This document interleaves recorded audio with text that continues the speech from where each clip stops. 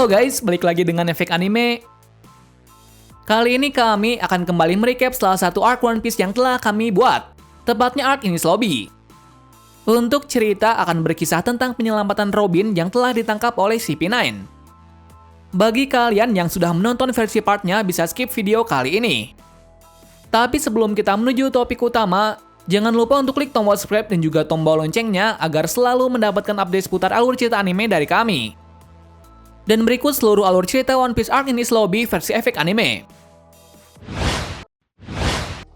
Cerita diawali dari berkumpulnya kawanan topi jerami. Bukan hanya itu saja, Usopp juga ikut dalam menyelamatkan Robin. Namun ia menyamar sebagai Sogeking. Setelahnya, Pauli beserta kelompok topi jerami menyiapkan rencana untuk bisa mencapai markas utama dari Enies Lobby. Kenapa demikian? Karena jika Robin dan Franky sudah masuk ke dalam gerbang keadilan, maka tidak ada cara lagi untuk menyelamatkannya. Di sisi lain, Lucy dan kelompoknya tiba di Enies Lobby.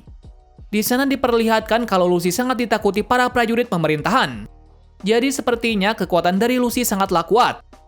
Lalu mereka membawa Robin dan Franky ke pemimpinnya, yaitu Spandam.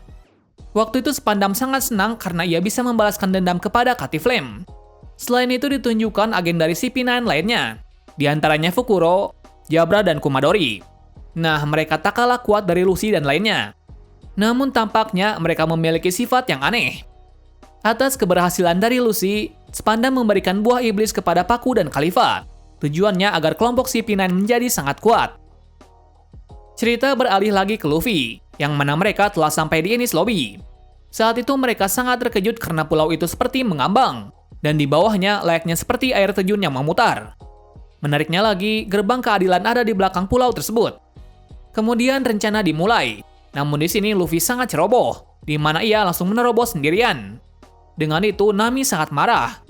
Akan tetapi mereka tetap sesuai dengan rencana. Di sisi kelompok Franky dan Pauli, mereka juga masuk untuk membuka gerbang. Di gerbang pertama rintangan cukup mudah. Namun di gerbang kedua mereka dikejutkan dengan adanya dua raksasa, yaitu Kashi dan Oimo. Jadi mereka habis-habisan melawannya. Beruntungnya, Pauli bisa membuat raksasa itu terikat. Dan alhasil gerbang kedua terbuka. Beralih lagi ke Luffy. Dengan semangatnya, ia menerjang musuh yang ada di depannya. Bahkan dia berhasil melompati dua gerbang utama dari Enies Lobby. Di waktu itu ia cukup kesulitan, karena prajurit Marine berjumlah 10.000. Jadi ia harus melawan semuanya agar bisa ke gerbang utama. Lanjut ke arah Zoro dan lainnya, di mana mereka menerjang masuk dengan meluncur melewati pagar besi. Dan anehnya kereta itu terbang. Anehnya lagi, kereta tersebut bisa melewati dua gerbang secara langsung. Di sana diperlihatkan kebedasan dari dua monster kelompok topi jerami, di mana mereka dengan cepat menghabisi prajurit Marine. Lalu diperlihatkan pertarungan besar di antara topi jerami dan pasukan Marine. Setelah beberapa pertarungan, kelompok topi jerami berhasil sampai masuk ke gerbang utama Enies Lobby. Namun Usopp tertinggal saat menuju ke sana. Di waktu itu diperlihatkan hal yang menarik, di mana kawanan topi jerami sangat percaya kepada Usopp bahwa Usopp bisa menjaga dirinya. Cerita berlanjut saat Luffy tiba di atas gerbang utama. Di sana ia dikejutkan dengan adanya Bruno. Waktu itu Bruno sangat meremehkannya, karena di pertarungan sebelumnya, Luffy tidak bisa mengimbanginya. Lalu terjadilah pertarungan. Waktu itu Bruno terkejut dengan kemampuan Luffy sekarang, karena Luffy berhasil mengimbangi kekuatannya. Dengan terpojoknya, Bruno menggunakan kekuatan iblisnya yang mana ia membuat Luffy terpojok. Cerita berlanjut kembali ke arah Zoro dan lainnya, di mana mereka memutuskan masuk ke gerbang utama, karena sebelumnya mereka melihat Luffy yang bertarung melawan CP9. Setelah di dalam, mereka dihadang oleh orang yang kuat. Namun orang tersebut telah diatasi oleh kelompok Franky. Jadi Zoro dan lainnya menuju ke atas secara langsung. Namun di tengah perjalanan mereka menemui rintangan. Alur kembali lagi ke Usopp atau Sogeking, yang mana ia berada di dekat dua raksasa yang pingsan. Waktu itu Usopp sangat beruntung karena ia tidak dihabisi raksasa tersebut, melainkan dua raksasa itu malah membantunya. Kenapa demikian? Karena dua raksasa itu berasal dari Elbaf. Tak lain mereka berdua adalah anak buah dari Dory dan Brogy. Akan tetapi dua raksasa itu meninggalkan bosnya, lantaran melihat bosnya yang beradu harga diri. Jadi mereka memutuskan untuk pulang. Namun tak berapa lama ada kabar bahwa Dory dan Brogy ditangkap oleh pemerintah. Mendengar hal tersebut, dua raksasa itu pun langsung mencarinya. Namun di tengah perjalanan mereka ditangkap oleh pemerintah. Saat itu mereka diberi syarat untuk melindungi Enies Lobby selama 100 tahun. Jika berhasil, maka bosnya akan dibebaskan. Jadi selama ini dua raksasa tersebut tidak tahu kalau dirinya telah dibohongi oleh pemerintah. Alhasil Usopp dan dua raksasa tersebut bersekutu untuk membalaskan dendamnya. Dengan bantuan dari raksasa, Usopp dan Pauli bisa menuju ke gerbang utama dengan lancar. Adegan beralih ke Luffy. Saat itu Luffy mengungkapkan kalau dirinya berbeda dari sebelumnya. Karena jika dirinya tidak kuat, maka teman-temannya bisa menghilang. Di sini diperlihatkan kekuatan Luffy yang sesungguhnya, di mana ia menggunakan Gear Second. Nah, kekuatannya tercipta karena darahnya dipompa secara terus-menerus, yang kemudian menghasilkan kekuatan yang berkali-kali lipat. Namun efeknya tubuhnya akan cepat lelah. Nah, dengan kekuatannya tersebut membuat Bruno yang dalam mode terkuatnya kalah. Singkat cerita, Zoro dan lainnya tiba di atas gerbang. Bersamaan pula, Franky membuat Robin untuk mengungkapkan perasaannya kepada teman-temannya, karena di sana ia melihat persahabatan yang luar biasa. Lalu Robin meminta Luffy untuk tidak menyelamatkannya, dengan alasan ia hanya ingin mati. Tiba-tiba pula Spandam dan CP9 datang melihat hal tersebut. Mereka hanya melihat kejadian itu sambil tersenyum. Di sana pula, Spandam menakut-nakuti Robin dengan Buster Call. Nah, hal tersebut membuatnya marah karena Buster Call bisa membuat semuanya menderita. Di saat itu pula, masa lalu dari Robin diperlihatkan, di mana dulunya ia sering dibully oleh teman-temannya. Alasannya karena Robin memiliki kekuatan yang aneh.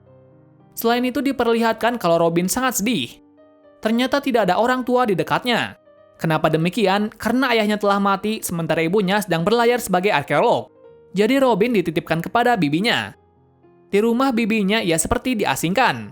Oleh karena itu membuat luka hatinya semakin parah. Nah, yang bisa membuatnya bersemangat adalah belajar tentang arkeolog. Kebahagiaannya diperlihatkan saat ia ulang tahun, yang mana itu dirayakan di tempat arkeolog. Bersamaan itu pula, ia juga diangkat menjadi arkeolog termuda.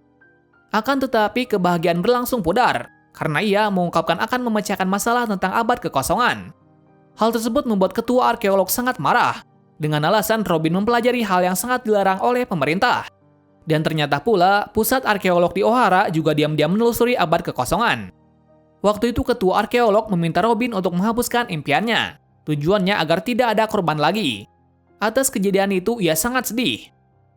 Di suatu hari, Robin bertemu dengan raksasa yang terdampar. Raksasa itu bernama Jaguar di Saulo. Waktu itu Saulo menjelaskan tentang dirinya, bahwa dirinya sedang diincar oleh seseorang. Atas kejadian itu, Robin sering bersama dengan raksasa itu. Alasannya, hanya ialah yang bisa mengerti perasaannya. Berkat Saulo, Robin bisa tertawa dengan tulus. Keesokan harinya, Robin masih bersama dengan Saulo. Saat itu Saulo bertanya tentang nama ibunya. Nah, ibu dari Robin bernama Nico Olivia. Mendengar hal tersebut, Saulo sangat terkejut, karena ia bertemu dengan anak Olivia. Lalu ia menceritakan kebenarannya, di mana beberapa bulan yang lalu, Saulo ternyata adalah salah satu dari Admiral. Nah, secara tersengaja, ia menghancurkan kapal bajak laut. Tepatnya, itu adalah kawanan dari Nico Olivia.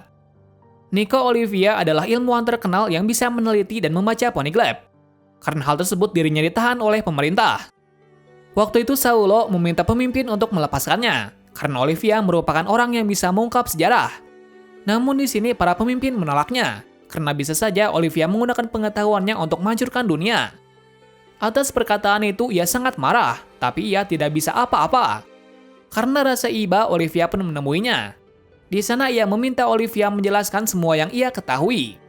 Setelah mendengar penjelasannya, Saulo memutuskan untuk membawa kabur Olivia, karena menurutnya pemerintahan sangat keterlaluan. Mulai dari situ mereka dikejar oleh pemerintahan, dan sampai akhirnya terdampar di Ohara. Setelah mendengar itu, Robin sangat terkejut karena ibunya akan datang. Lalu Saulo juga mengatakan untuk berlindung, karena para pemerintahan akan menghancurkan Ohara beserta penduduknya. Di lain sisi, ketua arkeolog kedatangan tamu, tepatnya itu adalah ibu Robin. Di sana ia menceritakan untuk pergi dari tempat ini, karena pemerintahan akan menghancurkan Ohara. Tak lama setelah itu datanglah pasukan pemerintah dan CP9. Pasukan itu dipimpin oleh Spendin. Spendin merupakan orang yang kejam. Walaupun begitu, ia sangat lemah. Di kepanikan tersebut, Olivia mencoba membunuh Spendin. Akan tetapi ia tidak berhasil. Lalu Spendin membawa Olivia ke tempat para ilmuwan Ohara yang lainnya. Tujuannya untuk mengetahui keterkaitan penelitian poneglyph. Di waktu itu juga pemerintahan menemukan batu poneglyph di dalam markas penelitian. Jadi di sini para pemerintahan akan menggunakan Buster Call untuk membunuh semuanya. Tapi sebelum itu, Robin datang di sana. Ia juga bertemu dengan ibunya. Namun Olivia mengelaknya, dengan alasan ia tidak ingin Robin menjadi kriminal. Nah, secara tak terduganya pula, ketua penelitian meminta Spendin untuk berbicara kepada Gorosei. Gorosei adalah orang yang paling tinggi di pemerintahan. Nah, ketua itu melaporkan hasil penelitiannya kepadanya. Ternyata hasil penelitian tentang abad kekosongan sangat mengejutkan, di mana ada jejak-jejak kota atau orang terkuat yang melebihi pemerintahan sendiri. Akan tetapi hal itu ditutupi oleh pemerintahan, mengingat zaman sebelum ada pemerintahan Meereen, ada abad yang lebih kuat. Jadi kesimpulannya, pemerintahan takut dengan adanya jejak Poneglyph. Oleh karenanya, Meereen akan membunuh orang yang mengetahui Poneglyph. Mendengar perkataan tersebut, Gorosei sangat marah. Lalu mereka meminta Spendin melakukan Buster Call, dengan alasan arkeolog O'Hara sudah terlalu jauh mengenai abad kekosongan. Di sini pula terungkap bahwa Robin juga bisa membaca Poneglyph. Tapi di sini Spendin membiarkannya, karena sesegera mungkin pulau ini akan hancur beserta penduduknya. Setelah mendengar hal tersebut, Olivia meminta maaf kepada Robin, karena ia telah melakukan hal yang membuat hatinya terluka. Tiba-tiba datang Saulo. Waktu itu Olivia minta Saulo untuk membawa pergi dari tempat ini, sementara dirinya dan ilmuwan lainnya akan melempar buku penelitian ke dalam sungai. Berikutnya diperlihatkan hal yang mengharukan, di mana Robin lagi-lagi akan kehilangan ibunya dan sendirian lagi. Namun Saulo mengatakan bahwa di dunia ini tidak ada seseorang yang sendirian, karena manusia ditakdirkan untuk bersama. Secara tak terduga, Saulo berhasil ditangkap oleh Admiral Kuzan. Di tengah pertikaian itu, Saulo meminta Robin untuk hidup demi ibunya dan O'Hara, karena hanya ialah yang bisa mengungkap sejarah. Dengan berat hati, Robin pun melarikan diri ke arah laut. Namun saat di tepi laut, ia dikejutkan dengan adanya Kuzan. Anehnya, Kuzan malah memberikan kapal kepadanya. Ia melakukan itu karena ia ingin melihat apa yang diperjuangkan oleh temannya. Atas peristiwa itu, Robin hidup sendirian. Sejak saat itu, ia berpindah-pindah tempat, karena para pemerintah telah memberikan bounty sebesar 80 juta berry. Bahkan ia juga ikut bersama dengan bajak laut untuk berlindung dari kejaran pemerintahan. Kembali ke cerita, yang mana Luffy dan lainnya meminta Robin untuk tetap hidup. Setelah mendengar itu, hati Robin terketuk, dan ia mengungkapkan bahwa ia ingin hidup bersama dengan mereka. Jadi sebelumnya Robin hanya lari dari kenyataan, bahwa bisa saja dirinya mengkhianati kelompoknya suatu saat nanti. Part ini diawali dari kelompok topi jerami yang sudah masuk ke gedung utama dari Enies Lobby. Tepatnya, gedung ini adalah gedung yang ditinggali oleh para anggota CP9. Bersamaan pula, ada salah satu anggota yang menghadang mereka. Tak lain ia adalah Fukuro. Di sini Fukuro menjelaskan kalau mereka tidak bisa menyelamatkan Robin secara langsung, mengingat saat ini Robin telah diborgol oleh batu laut.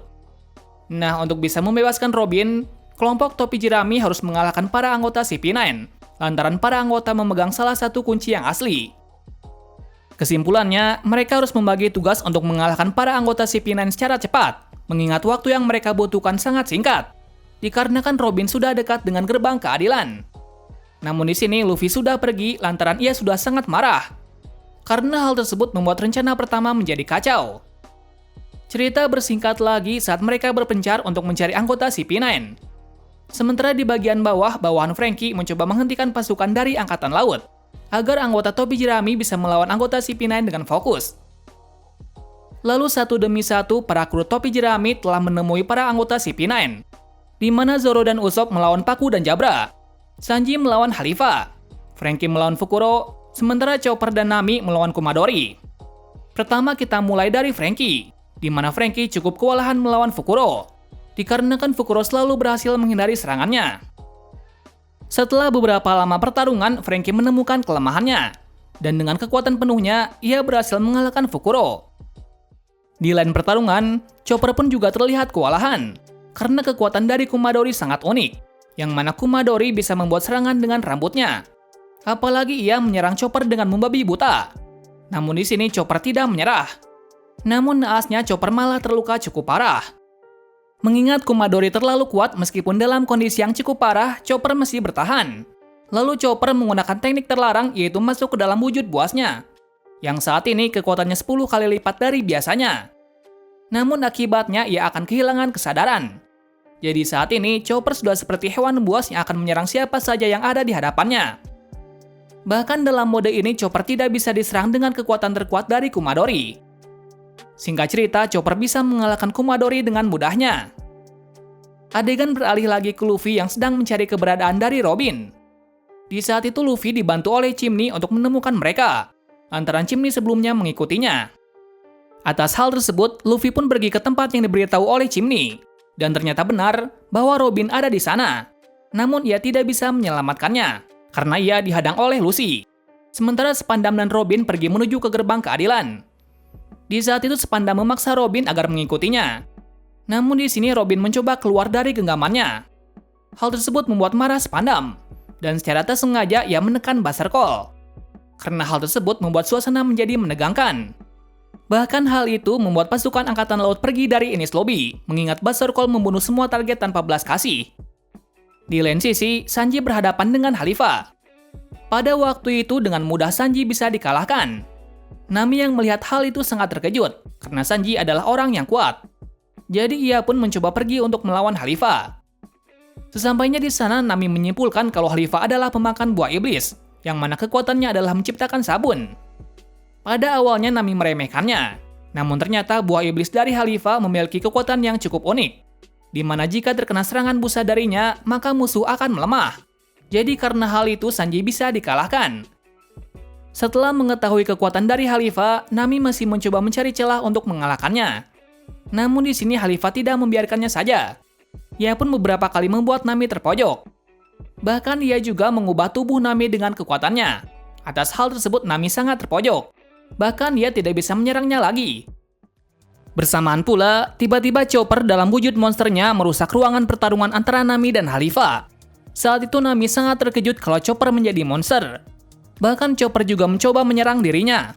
Lantaran saat ini Chopper sudah kehilangan kesadaran. Akan tetapi Nami berhasil menghindarinya. Sayangnya pecahan batu tersebut malah terkena Sanji yang telah terkapar di bawah. Setelahnya keadaan menjadi tenang lagi, karena Chopper telah pergi dari tempat ini. Di saat yang sama pula, Nami menyadari sesuatu tentang kelemahan dari Khalifah. Ternyata kelemahan dari kekuatannya adalah terkena air. Jadi efek serangannya akan hilang saat terkena air. Mengetahui hal tersebut, Nami mulai serius. Sampai suatu ketika ia bisa kembali ke wujud semula. Dan setelahnya, Nami pun menggunakan kecerdasannya untuk mengalahkan Khalifah. Setelah itu, Nami meminta Franky untuk memberikan kunci kepada Usopp dan Zoro, mengingat sebelumnya mereka telah diborgol oleh CP9.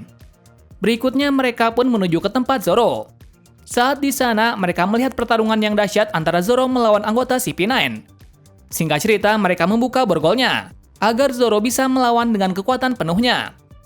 Kemudian Franky pergi mencoba membuat Chopper agar kembali ke bentuk normalnya, dengan cara menjatuhkan Chopper ke laut. Atas terbukanya borgol itu, Zoro merasa senang, karena ia sudah menunggu dari lama untuk mengalahkan anggota CP9. Meskipun begitu, Paku dan Jabra masih meremehkannya, lantaran sebelumnya Zoro tidak bisa apa-apa. Lalu pertarungan dimulai kembali, di mana Zoro pun melawan Paku, sementara Usopp akan melawan Jabra. Kita mulai dari Usopp yang melawan Jabra. Pada pertarungan itu, Usopp dengan mudahnya dihajar habis-habisan oleh Jabra. Bahkan Jabra hampir membunuhnya. Namun sebelum itu, tiba-tiba Sanji datang dan menyelamatkannya. Sebelumnya Sanji bisa kembali karena ia terkena batu kamar mandi yang telah dilempar oleh Chopper sebelumnya. Singkat cerita, Sanji akan menggantikan Usopp untuk melawan Jabra.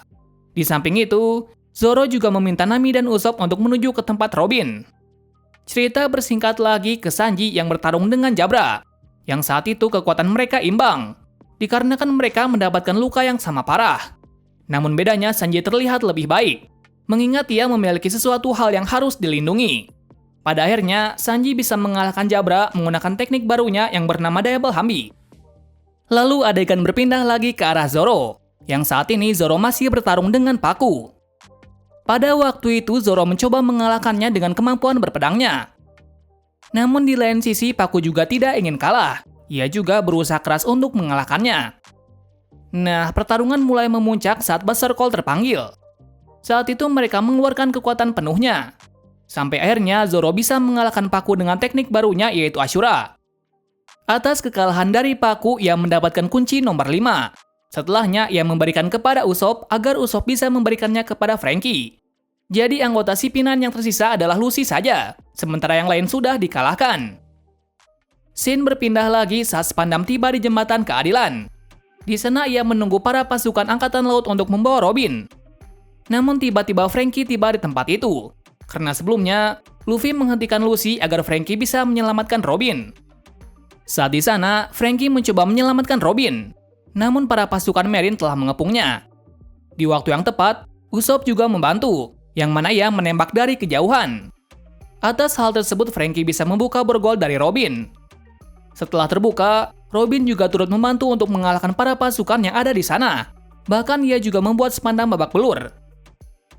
Akan tetapi suasana menjadi riuh lagi di saat sekitar 20 armada kapal angkatan laut telah mengepung Enies Lobby.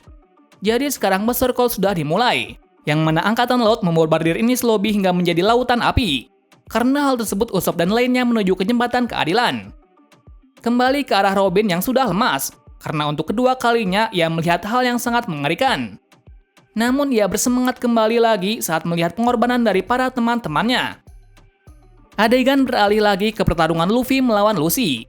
Di waktu itu, Luffy habis-habisan melawan Lucy, karena Lucy memiliki kekuatan di atas manusia rata-rata. Atas hal tersebut, Luffy menggunakan kekuatan Gear Second untuk menyerudkannya. Meskipun begitu, Luffy belum bisa mengalahkan Lucy dalam bentuk leopardnya.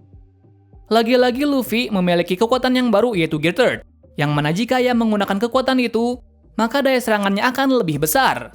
Namun efek setelahnya ia akan menjadi kecil. Dan hal tak terduga pun terjadi, di mana Lucy membuat gedung bawah tanah terendam air.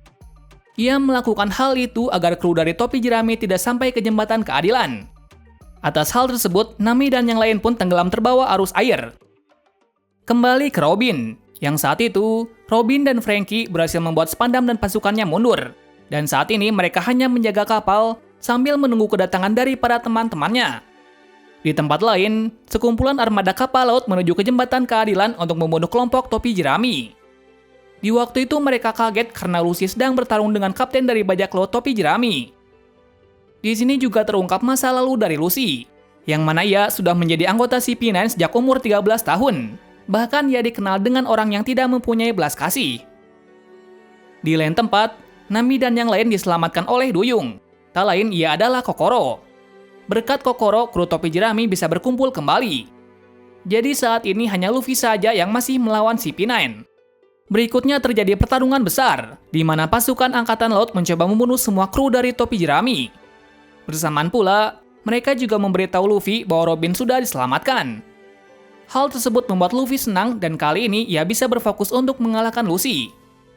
Singkat cerita, Luffy habis-habisan mengeluarkan kekuatannya untuk mengalahkan Lucy. Bahkan ia memaksa batas tubuhnya agar ia bisa menggunakan kekuatan Gear Third. Sampai suatu ketika Luffy bisa mengalahkan Lucy meskipun terluka cukup parah. Atau bahkan membuat tubuhnya tidak bisa bergerak, mengingat ia telah melampaui batas tubuhnya. Di saat itu, semua kru kebingungan, karena Luffy hampir dibombardir oleh angkatan laut. Namun secara tak terduganya, kapal mereka yaitu Going Merry sudah di bawah jembatan. Atas kejadian itu, mereka bisa kabur dan membawa Luffy ke tempat yang aman.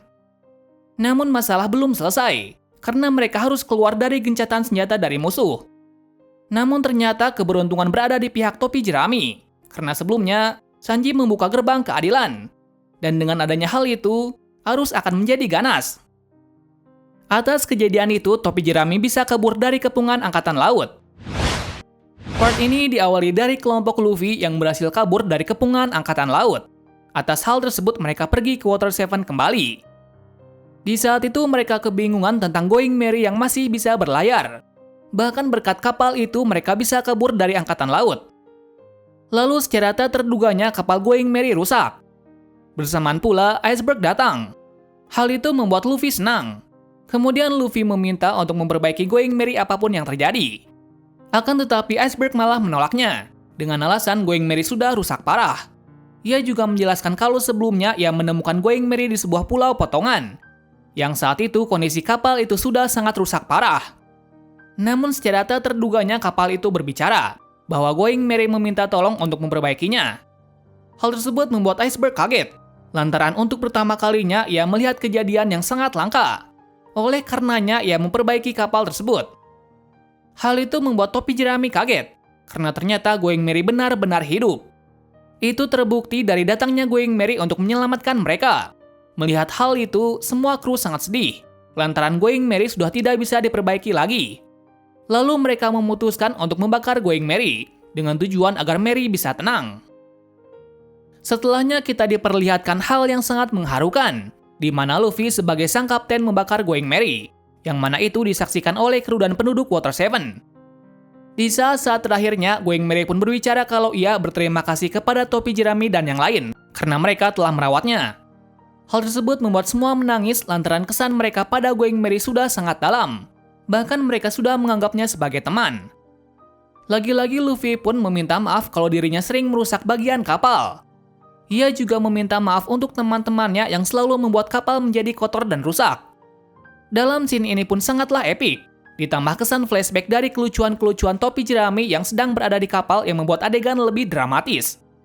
Adegan ini diakhiri dari semua kru yang mengucapkan selamat tinggal kepada Going Merry untuk selamanya. Dan mungkin itu adalah salah satu momen terbaik yang pernah ada di anime One Piece. Cerita bersingkat lagi saat Luffy sedang beristirahat di Water 7. Mengingat sebelumnya semua telah bertarung dengan cukup lama. Namun di sini Usopp belum kembali, lantaran sebelumnya ia sangat malu untuk kembali. Jadi ia hanya di kota untuk melihat keadaan teman-temannya yang sedang kelelahan. Adegan beralih lagi ke arah Franky dan Iceberg, yang mana mereka membicarakan tentang impian mereka masing-masing. Di mana Franky ingin membuat kapal impiannya untuk topi jerami.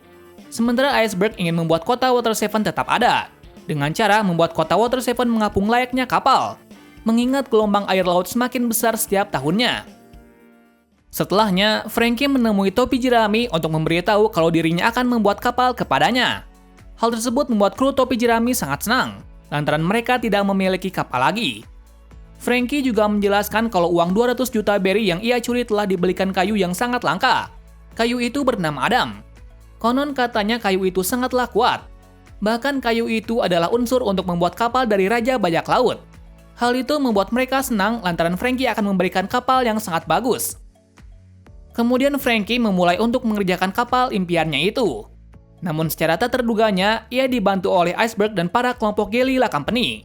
Atas hal tersebut membuatnya terharu. Di lain sisi, Zoro melihat kelompok angkatan laut yang datang ke Water 7. Oleh karena itu membuatnya kebingungan. Lalu ia pun mencoba memberitahu kelompoknya. Namun apa yang terjadi ia malah tersesat. Ternyata angkatan laut yang datang adalah Garp sang pahlawan, yang mana dulu ia dikenal sebagai rival dari bajak laut Goldie Roger. Jadi orang ini sangat berbahaya bagi para bajak laut. Singkat cerita, Garp dan pasukannya mengepung peristirahatan dari Luffy. Lalu Garp mengejutkan semua kru yang ada di sana.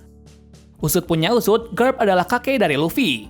Ia datang ke sini untuk melihat keadaannya sekarang, mengingat ia sudah meninggalkannya sejak masih kecil. Di sini juga terungkap kalau dulu Garp mendidik Luffy dengan sangat keras untuk menjadi angkatan laut. Namun sayangnya Luffy malah menjadi bajak laut, karena ia terinspirasi bajak laut Akagami. Selain itu Garp menjelaskan kalau Akagami bukanlah bajak laut biasa, karena sekarang ia adalah penguasa dari dunia baru. Dunia baru adalah dunia yang hanya diperintah oleh bajak laut saja. Dan saat ini dunia baru dikuasai oleh 4 bajak laut. Mereka dikenal dengan Yonko atau 4 kaisar. Menariknya dunia baru tidak akan disentuh oleh para pemerintah dunia, mengingat para Yonko memiliki armada yang cukup besar. Hal tersebut membuat Luffy senang karena orang yang memotivasinya dulu sudah menjadi salah satu bajak laut terkuat. Di samping itu Garp juga memberitahu ayah Luffy yang bernama Monkey D. Dragon. Lagi-lagi hal tersebut membuat teman Luffy terkejut, karena Luffy adalah anak dari seorang kriminal yang sangat berbahaya. Tepatnya Dragon adalah pemimpin dari kelompok revolusioner. Kelompok itu mempunyai tujuan untuk menggulingkan pemerintahan dunia. Jadi mereka sekarang tidak terkejut tentang sifat Luffy yang tidak pantang menyerah dan sangat ceroboh itu, lantaran ia memiliki keluarga yang cukup mengerikan. Selanjutnya mereka juga bertemu dengan teman lamanya yaitu Koby dan Helmippo, yang saat ini mereka berdua sudah cukup berubah, mulai dari penampilan dan juga kekuatan fisik. Hal itu membuat Luffy sangat senang, karena ia bertemu kembali dengan teman lamanya. Di saat itu Koby juga mengatakan kalau suatu saat dirinya akan menjadi kuat agar bisa berhadapan dengannya. Bahkan ia juga memberitahu kalau ia ingin menjadi seorang admiral. Hal itu juga membuat Luffy senang. Di samping itu ia juga berjanji suatu saat akan melawannya dengan sungguh-sungguh saat menjadi admiral. Setelahnya, Garp pun menunda penangkapan Luffy. Namun beberapa hari lagi akan kesini untuk menangkapnya. Di sisi lain, Franky dan yang lain masih mengerjakan kapal agar bisa jadi tepat waktu. Malam harinya, kelompok topi jerami mengadakan sebuah pesta besar-besaran di Water 7. Bersamaan dengan itu, Usopp juga datang ke pesta tersebut. Namun ia menyamar sebagai Sogeking. Di waktu kesenangan itu tiba-tiba terjadi hal yang tak terduga, di mana Aokiji menemui Robin. Di sana Aokiji menjelaskan apakah perkataan dari Saulo dulu benar. Robin menjawab kalau pilihannya benar, dan sekarang ia juga mendapatkan teman seperti apa yang dimaksud oleh Saulo sebelumnya. Atas hal tersebut, Aokiji pergi dan melepaskan Robin, lantaran tujuan Saulo sebelumnya sudah tercapai. Keesokan harinya ada sebuah kabar yang sangat mengejutkan, di mana dua Yonko saling bertemu. Tepatnya yaitu Akagami Sheng dan Shirohige atau Edward Newgate, yang mana Sheng meminta Shirohige untuk menarik Ace kembali, mengingat saat ini Ace sedang mengejar kru yang berkhianat. Tepatnya yaitu Marshall D. Teach, yang sekarang ia mempunyai bajak laut sendiri yang bernama Blackbeard. Ace mengejarnya karena Teach telah membunuh salah satu teman krunya di saat menjadi kru dari Shirohige. Jadi saat ini ia mencoba untuk menangkapnya, bahkan kalau bisa harus membunuhnya. Kembali ke cerita di mana Shirohige menolak perkataan dari Sheng, lantaran ia ingin mengajari Teach tentang peraturan kapalnya. Lalu tiba-tiba mereka pun menghunuskan pedang masing-masing, yang mana tiba-tiba awan menjadi mendung, bahkan terbelah dua. Nah, keadaan itu tercipta dengan kekuatan yang bernama Haki, di mana Haki adalah sebuah kekuatan yang hampir mirip dengan kekuatan dari Lucy, namun bedanya Haki jauh lebih kuat. Beberapa hari berselang muncul sebuah berita besar, di mana bajak laut topi jerami sekarang terkenal di seluruh dunia, lantaran mereka telah menghancurkan Enies Lobby dan membawa buronan yaitu Nico Robin. Atas hal tersebut membuat bounty kelompok ini menjadi naik, yang mana Luffy mendapat bounty sebesar 300 juta berry, sementara kru yang lain mendapatkan bounty yang setimpal, serta Franky juga mendapatkan bounty sebesar 40 juta berry. Karena hal tersebut, bawahan Franky meminta Luffy untuk membawanya menjadi seorang bajak laut, karena mereka tidak bisa menjaganya saat di Water 7. Hal tersebut juga membuat Luffy senang karena mereka juga mencari seorang kru yang bisa memperbaiki kapal. Setelahnya, mereka pun melihat kapal mereka yang sudah jadi.